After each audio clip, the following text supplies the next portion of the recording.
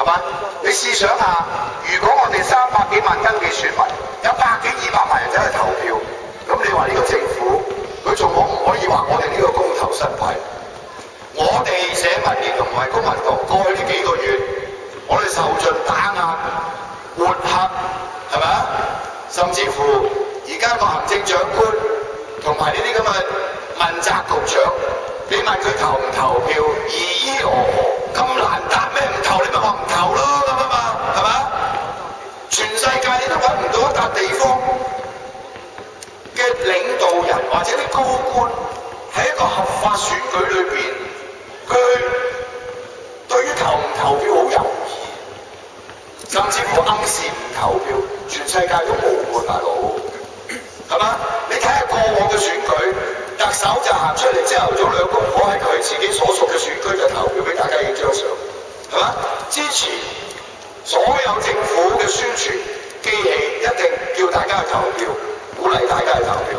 今次呢個補選，政府出嘅嗰啲咁嘅宣傳嘅版啊，或者嗰啲文宣啊，全部冇叫人去投票嘅，淨係話5月16號立法會5區補選咁樣，即係出埋呢啲咪陰招嘅小動作啊！嗱，我哋咧每一次嘅選舉，我哋喺街度見到好多啲街牌有啲候選人嘅樣嘅，咁啊即係佢畫咗啲位置，每個人平均數目係嘛？有幾多笪地方俾你掛呢啲街牌？咁就要嗰啲即係現任嘅議員或者啲功能組別嘅議員，將佢哋嘅街牌拆晒佢，吉個位俾你哋擺呢啲即係我哋呢啲候選人嗰啲宣傳嘅街牌。今次咧全部唔拆，我喺九西得180塊街牌，我08年喺呢度選舉，我係有成300塊街牌，而家得180塊，仲有180塊裏邊俾人破壞咗80塊。我淨係一個愛民村，早幾日先發現10塊街牌全部俾人拆晒，其他嗰啲唔係俾人挖咗個頭咧，就挖咗個心，係嘛？鋸爛你嘅。梁家傑就好彩啲，有個阿伯仔係畫翻佢張海報俾個管理處睇到，拉咗佢罰5嚿水，係嘛？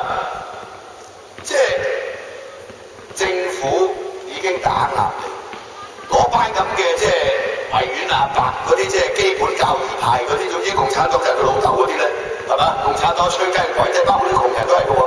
我哋而家撞到啲維園阿伯全部都窮嘅喎，真係咁奇怪嘅喎。大佬你俾共產黨加埋啲資本家壓迫你，跟住你仲拆共產黨牌嘅呢啲係咪即係腦筋有問題咧？啱唔啱先？嗰啲人就搞我哋嘅喎，係嘛？嗱，我哋政府打壓你，特區政府喺呢個即係補選裏邊又搞好多小動作，建制派又杯葛你，民主派咧就抽你後腿。今日開記者會就抽你水，鼓勵人哋去投票，咁有冇叫投俾我哋？係咪？鼓勵人去投票，投俾白蟻球，係嘛？投俾蛇計全，係嘛？即係連話叫人投翻俾民主派呢句説話都講唔出。你話呢班咁嘅民主派係咪？我真係唔會多謝佢。叫人去投票係天經地義㗎啦。我而家喺街度，喂，我都係叫人去投票啦。咁人哋望到我叫人去投票，梗係投俾我啦，係咪？如果佢支持我，佢就，但係我哋唔會標榜個人㗎嘛。你睇下我哋啲文宣，全部都唔係標榜個人嘅，嗰啲小冊子啊，我哋啲公投報啊，全部都唔係標榜個人嘅。除咗我哋自己嗰個選區嗰張單張要，因為嗰個係，喂，要話俾人聽我幾多號，係嘛？我係呢個九龍西嘅候選人，係嗰張單張啫。有個專欄作家叫黃學年，今日上報有篇文啊，佢話我所有啲文宣都係標榜自己嘅。